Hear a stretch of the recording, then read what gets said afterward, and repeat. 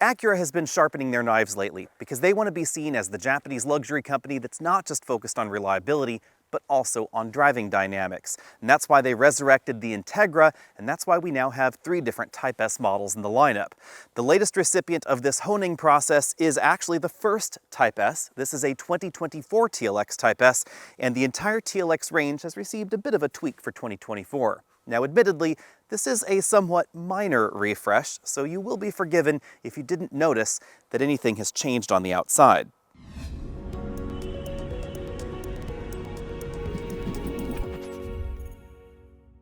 If you're a fan of the Acura lineup, you probably noticed the difference right away. For everybody else, it's mainly the grille. The majority of the front end design is the same as before, and all of the sheet metal is the same as 2023.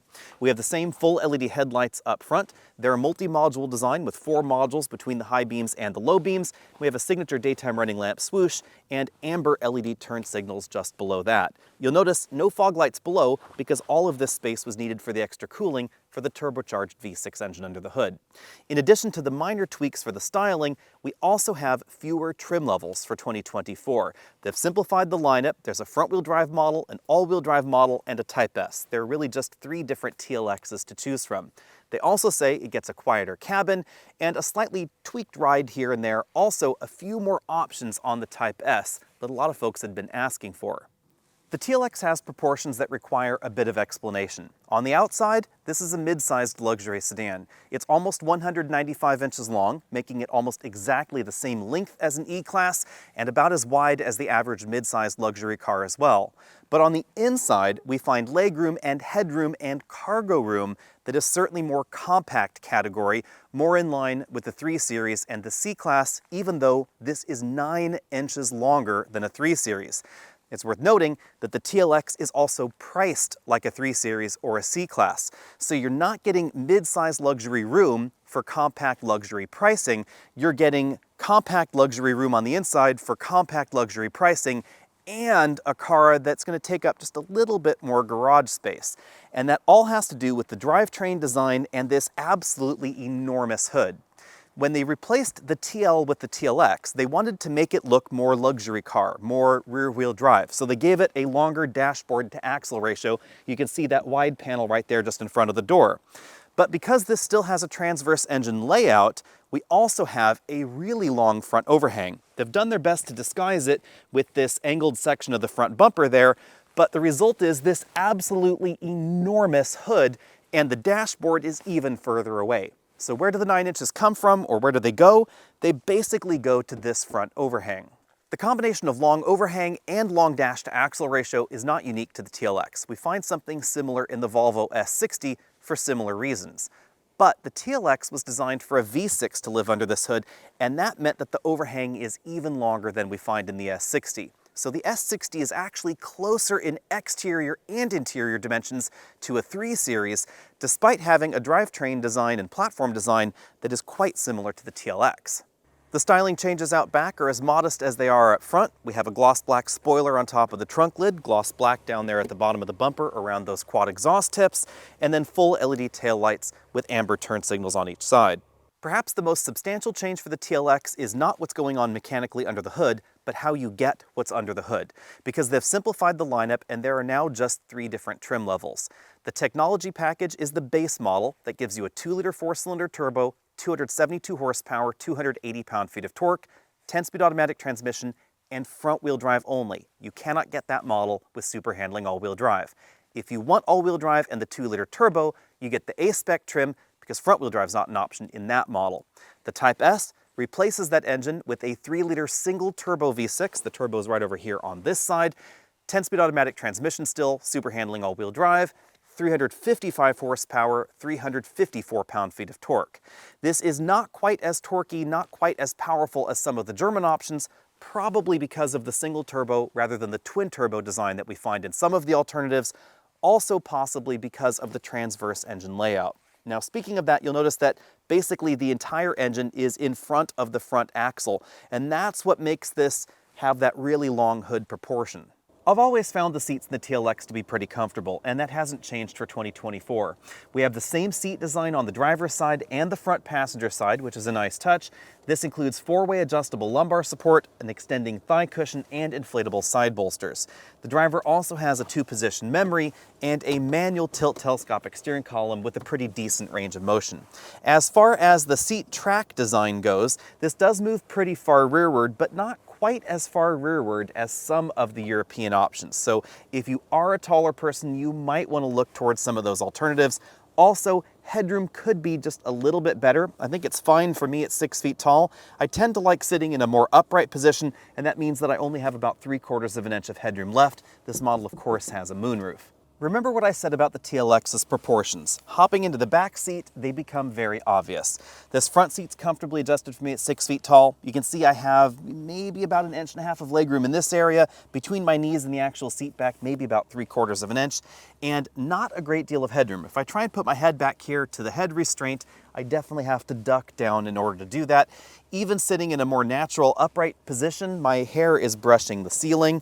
And if I try and get over here, actually, I really just have nowhere for my feet to go. This front seat was adjusted for a 6'5" passenger. It's not quite all the way back in its tracks. My feet barely fit under there, and there's just no way I could actually get my knees behind that seat back. Again, on the inside, definitely very compact sized. However, we do get a slightly wider rear bench than average for a compact luxury vehicle, meaning it could be a little bit easier for 3 people to occupy the rear, but they would need to be relatively short because I just cannot sit upright in this middle seat. Also more compact than mid-sized is the trunk in the TLX. We find 13.5 cubic feet of cargo capacity back here, which puts it below the average European mid-sized car, but above the Volvo S60. Remember when I said the Volvo S60 has a very similar proportion up front? Well, one of the reasons that it is more European sized is that we have a slightly smaller front overhang, but also a shallower trunk. And this trunk is long enough that you could actually put golf clubs long ways into the trunk, making it certainly a bit more practical. Again, the bulk of this interior is the same as before, so we have a pretty standard sized moonroof just over the driver and front passengers' heads, height adjustable shoulder belts, and height adjustable head restraints for the driver and front passenger as well. We have this pretty attractive red interior in this model with this very distinctive sort of wine bottle shaped black stripe on the seat back and seat bottom cushion.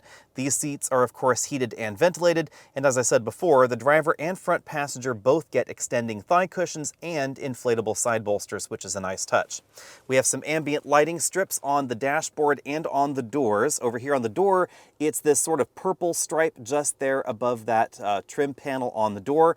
We don't find an identical trim panel on the back doors. It's really just the front doors, although there is a bit of lighting around the door release in the back. Contrasting stitching happens on the door panels. They have changed the stitching pattern in here just very slightly on the interior to help dress things up. Red armrests there, big cargo area down there at the bottom of the door. Same bin style glove compartment that we had before. It is a little on the small side. I was not able to fit an 11-inch tablet computer inside. More stitching going on here and on the upper portion of the dashboard.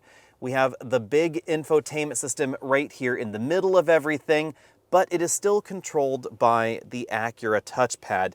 And this is probably my least favorite input method currently going on in the industry.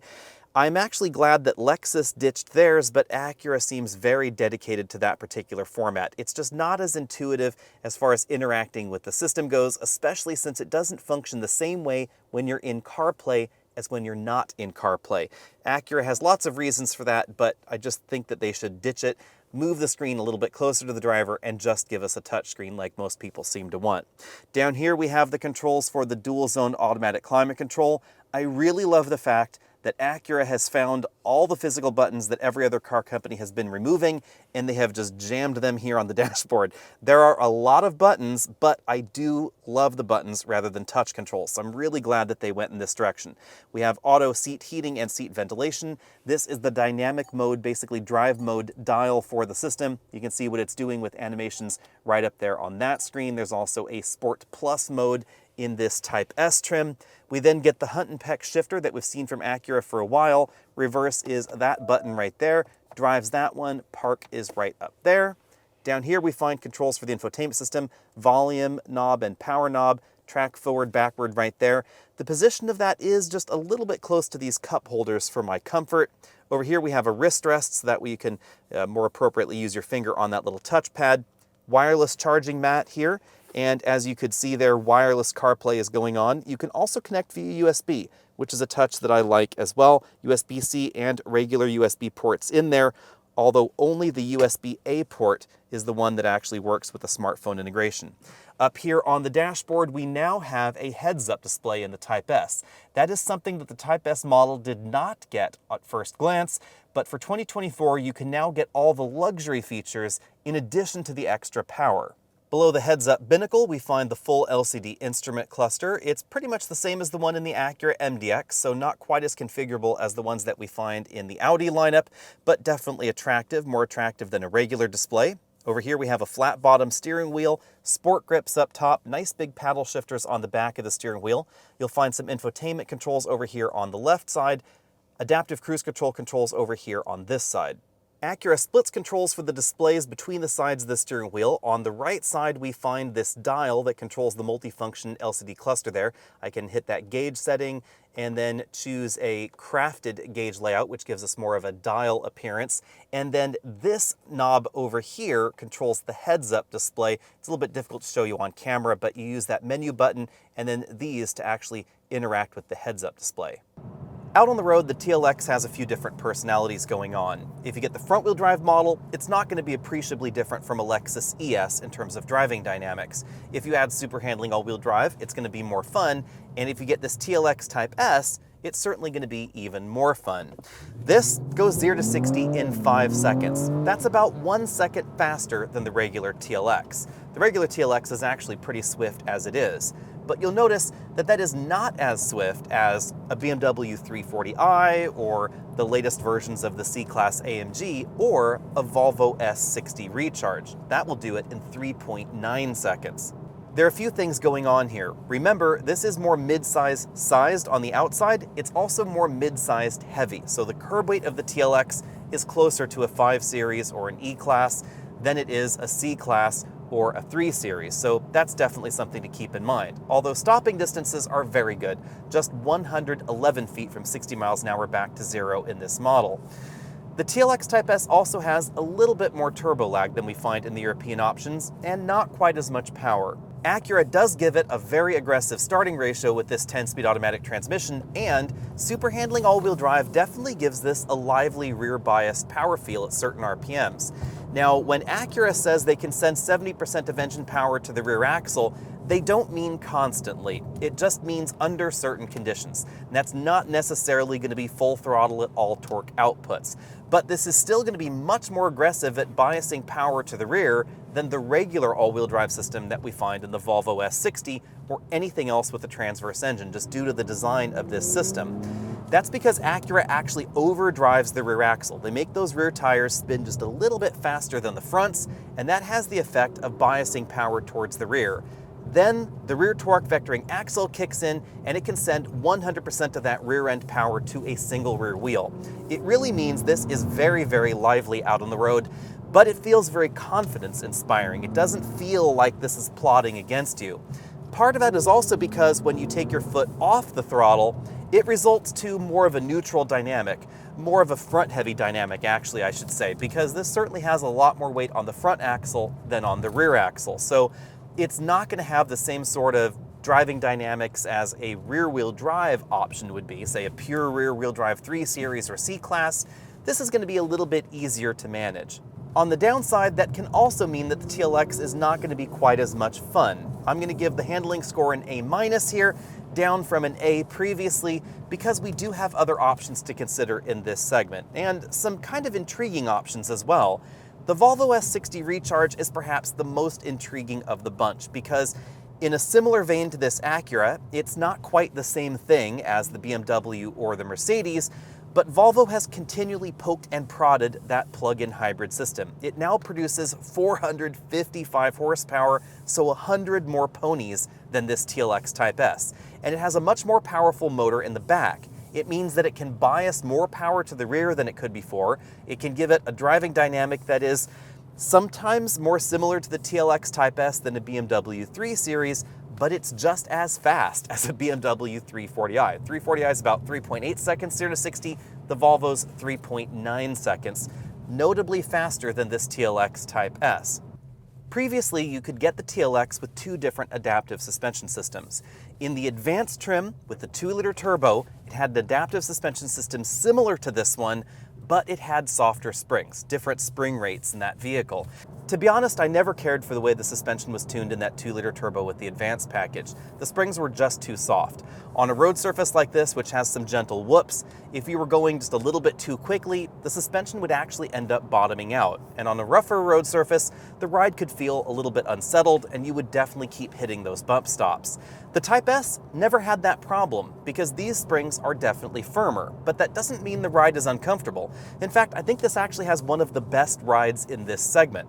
In comfort, it's pretty darn comfortable. This is daily driver livable, absolutely not a problem. If I dial the dial all the way up here to Sport, things certainly firm up a little bit. And then if I turn and hold the knob for Sport Plus, the exhaust valves open up in the back, things get more raucous, and the suspension, of course, becomes even firmer. But the important thing, again, to remember is that an adaptive suspension system like this cannot change the spring rate that's fixed by the metal springs. It simply changes the way the dampers respond to the vehicle's movement. So suspensions like this with overly soft springs can feel kind of bouncy. That does not happen in the Type S. So I really wish that maybe they had just applied this suspension to maybe the A-Spec, something along those lines, but I'm glad that they deleted the one in the advanced pack. Cabin noise rang in at the same 71 decibels that I measured last time, so I'm going to give this an A when it comes to cabin noise. And fuel economy is pretty similar to the last time I drove the TLX Type S as well. I've been averaging about 22 miles per gallon in here, which means this is pretty similar to the European options, but not quite as good as some of those plug-in hybrids, or some of the new efficient AMG products that we're starting to see from Mercedes. Definitely been very impressed with the fuel efficiency in the new C-Class AMG, although not everybody is a big fan of the Mercedes hybrid direction. The BMW lineup, however, also very efficient, and keep in mind that performance-wise, this is actually closer to the 4-cylinder BMW 3 Series than the 6-cylinder BMW 3 Series. So that's why I'm going to lower the fuel economy score from an A down to a B. Also, we have the new drivetrain in the Volvo S60 Recharge to consider. That will give you over 40 miles of EV range if you treat it nicely. It will also give you almost 30 miles per gallon when driven gently. Even driving it hard, you're going to get better fuel economy than this with 100 more horsepower than we find in the TLX Type S. So with those kinds of options around, I definitely have to drop the scores down just a little bit in the Type S. But I have to say, this Acura is just an awful lot of fun to drive. Super handling all-wheel drive has always been a hallmark of the Acura brand, and that is still a solid reason to buy the TLX, whether we're looking at the A-Spec or this TLX Type S. The Type S, this is an engine that Acura should have done quite some time ago. It has a great power curve. There is a little bit of turbo lag at the bottom, but by the time you hit the meat of the power curve, if you're driving it like this out on the road, the power curve is actually no problem at all. It's just an awful lot of fun to drive. The engine is very responsive. The 10-speed automatic transmission is very responsive as well. Not quite as quick shifting as a ZF 8-speed automatic transmission, but certainly faster shifting than some of the 9-speed automatics that we find in transverse engine applications. Certainly better than the 9-speed that Acura used to be using. Perhaps more importantly for the TLX, the Type S is now firmly the flagship model in the lineup, and previously it was a little bit confusing because the advanced package gave you features you couldn't get in the Type S, and the Type S gave you the better power and the better performance that you couldn't get in the advanced trim. By deleting the advanced trim and pushing those features into the Type S, this is much more firmly the crown jewel in the TLX lineup.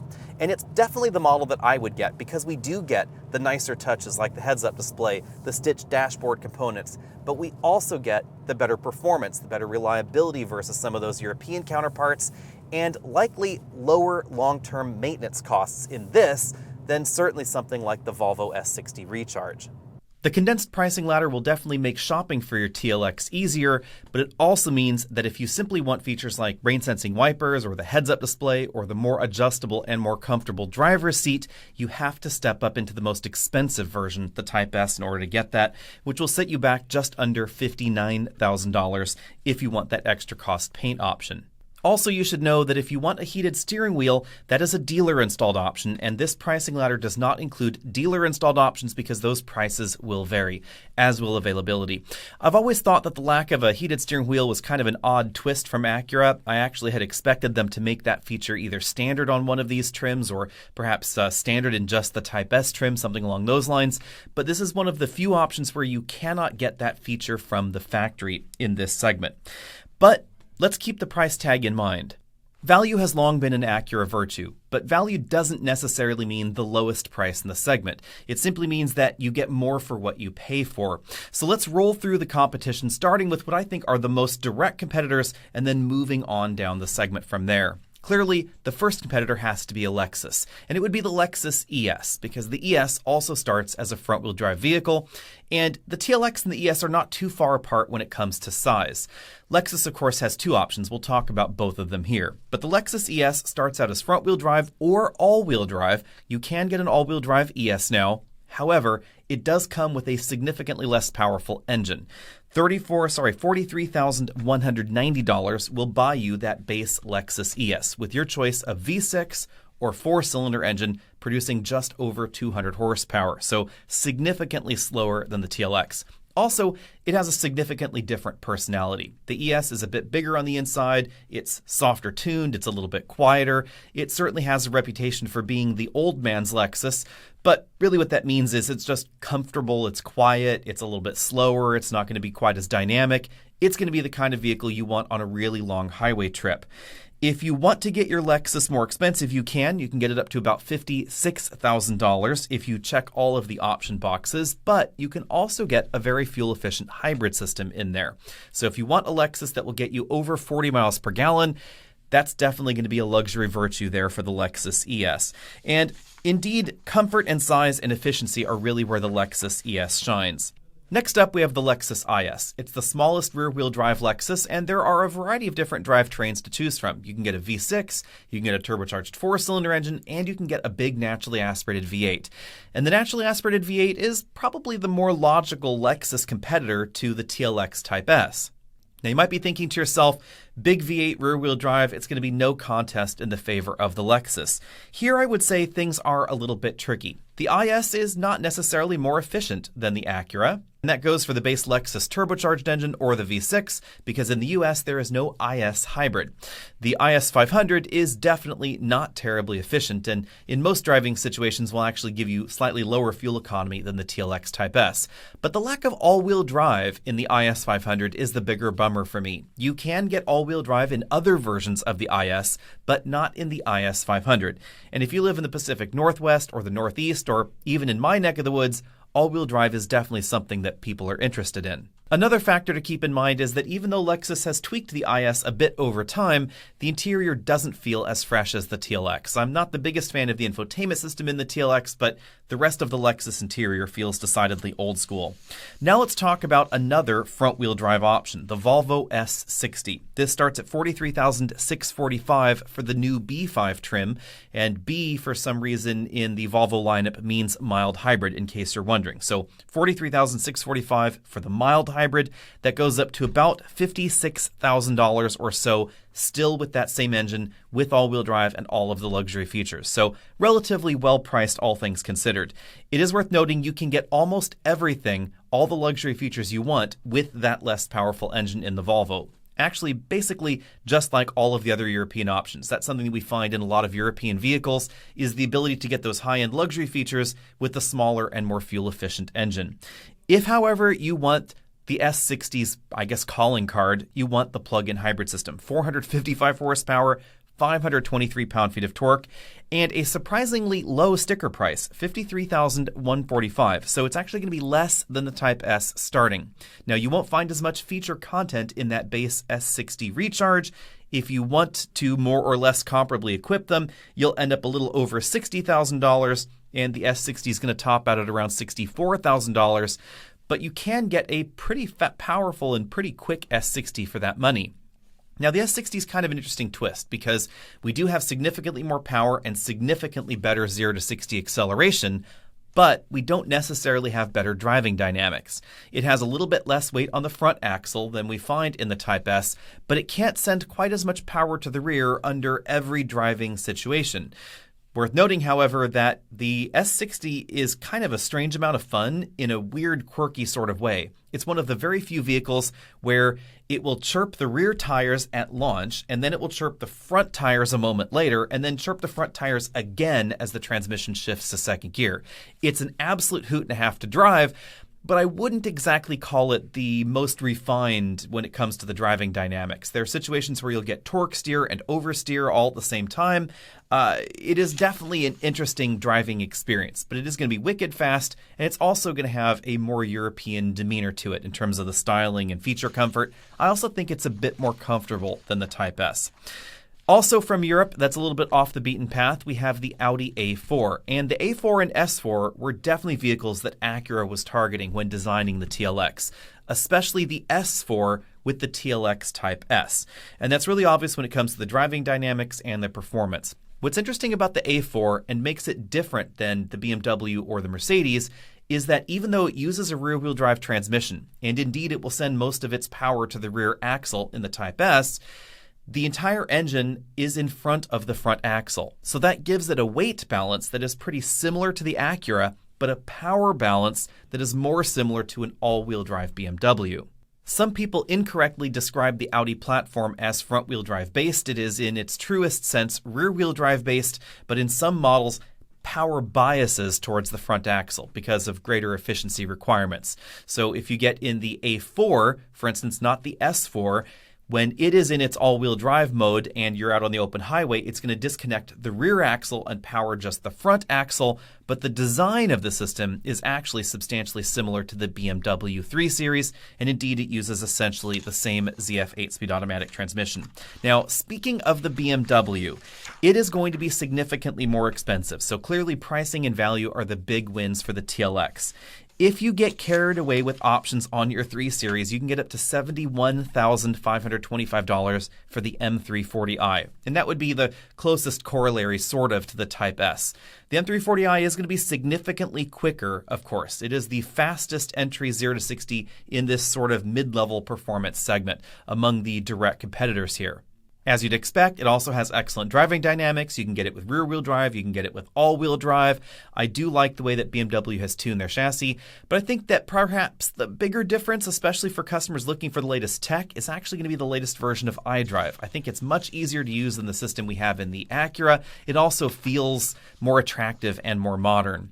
If you want something a bit flashier, you might want to take a look at the Mercedes-Benz C-Class, but be prepared to shell out big bucks because it starts at $46,000.